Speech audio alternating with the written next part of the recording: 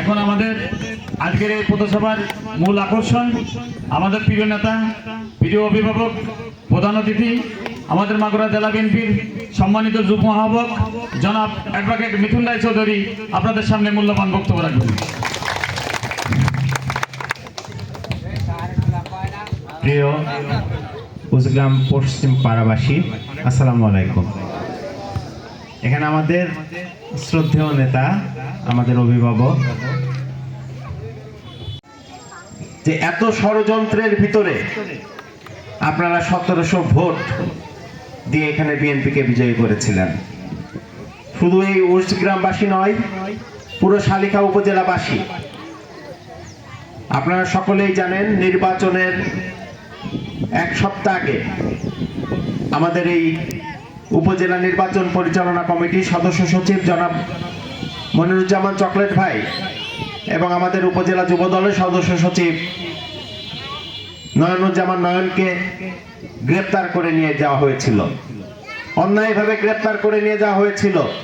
আমাদের অনেক নেতাকর্মী, এই যে আমাদের হোসেন শিকদার রয়েছে এখানে, নির্বাচনের আগের দিন রাত্রেও তার বাড়িতে একাধিকবার সেনাবাহিনী তার বাড়িতে গিয়ে হানা দিয়েছে। এরকম অনেক নেতাকর্মী, সকল নেতাকর্মী, আমরা 18 সালেও নির্বাচন করেছি, 24-26-এও নির্বাচন করেছি। দুই নির্বাচনের ভিতরে কিন্তু অত্যাচার, নির্যাতন, পক্ষপাতিত্বের কোনো তফাৎ ছিল না। যাই হোক, সেই পুরনো কথা, আজকে বাংলাদেশ জাতীয়তাবাদী দল বিএনপি সরকার গঠন করেছে।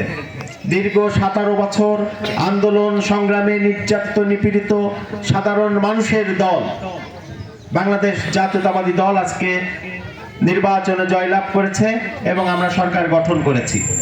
আপনাদের আমাদের এই জনপদ, আমাদের এই মাগুরাতে কোনো কর্মসংস্থান সৃষ্টি করা হয়নি। অতীতে আমরা দেখেছি বিভেদ এবং বিভাজনের রাজনীতি, সমাজগুলোকে বিভক্ত করা হয়েছে, বিভাজন সৃষ্টি করা হয়েছে, সামাজিক সম্প্রীতি, সৌহার্দ্য সবকিছু ধ্বংস করে দিয়ে এখানে যে একনায়কতন্ত্র এবং এখানে যে গুন্ডাতন্ত্র চালু করা হয়েছিল, সেখান থেকে আমরা মুক্ত পেয়েছি। বিএনপি সরকার গঠন করার পর থেকে এখানে কেউ কি বলতে পারবেন যে এই গোটা অঞ্চলে একটা মানুষ রাজনৈতিক হয়রানির শিকার হয়েছে, মিথ্যে মামলা শিকার হয়েছে? কোন দলের মানুষ এখানে মিথ্যে মামলা হামলার শিকার হয় নাই। এটা বিএনপির রাজনীতি। আজকে আমরা দেখতে পাচ্ছি, টুকু চাচা যে কথাটি বলল, যে দেশে আরেকটি ষড়যন্ত্রের সৃষ্টি হয়েছে। আজকে আমরা দেখতে পাচ্ছি যে একদল তরুণ, তারা বিভিন্ন জায়গায় মিটিং করে, মিছিল করে আমাদের মাননীয় প্রধানমন্ত্রী, এই দলের সিনিয়র নেতৃবৃন্দ এবং আমাদের মন্ত্রীদেরকে নিয়ে বিভিন্ন অশালীন বক্তব্য দিচ্ছে, বিভ্রান্তিকর বানোয়াট বক্তব্য দিয়ে তারা একটা জোকারি করে বেড়াচ্ছে। দেখতে পাচ্ছেন না? সবখানে দেখতে পাওয়া যাচ্ছে। যে সবাইকে সজাগ থাকতে হবে, কোনো অভদ্র আচরণ সহ্য করা হবে না, কারণ এই অভদ্র আচরণের বিরুদ্ধে কিন্তু আমরা 17 বছর সংগ্রাম করেছিলাম।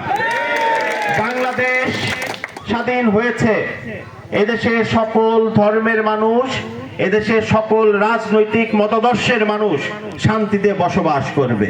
ভোটের সময় ভোট হবে, মানুষ তার পছন্দের প্রার্থীকে বিজয়ী করবে, তারা সরকার গঠন করবে। এখানে কোনো গুন্ডাতন্ত্র চলতে দেয়া হবে না। আমাদের এই এলাকা অনেক অনুন্নত এলাকা, এখানে অতীতে উন্নয়নের ছোঁয়া তেমন একটি লাগেনি। আমরা এই 5 মাসে আমরা প্রথম থেকে চেষ্টা করছি এই গোটা এই শালিখা, মোহাম্মদপুর এবং মাগুরা, দক্ষিণ মাগুরার এই গোটা অঞ্চলকে আমরা অবকাঠামো, শিক্ষা, সংস্কৃতি এবং মানুষের সকল ধরনের নিরাপত্তা নিশ্চয়তা দেওয়ার জন্য আমরা কাজ করছি।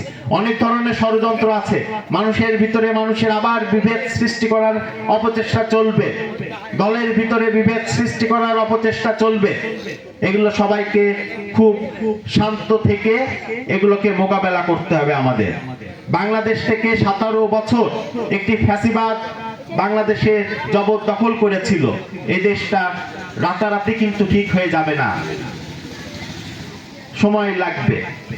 তার জন্য সবাইকে ধৈর্য ধারণ করে এলাকার শান্তি শৃঙ্খলা বজায় রেখে আমাদেরকে এই দেশটাকে আবার পুনর্গঠন করতে হবে।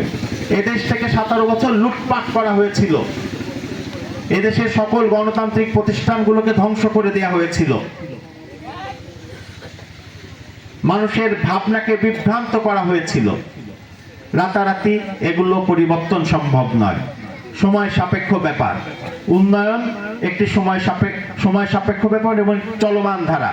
সেই চলমান ধারায় আমাদের এখানে যে একটি কাঁচা রাস্তা রয়েছে, ইটের সলিং রয়েছে এবং আমাদের পিছনে আরেকটি রাস্তা রয়েছে।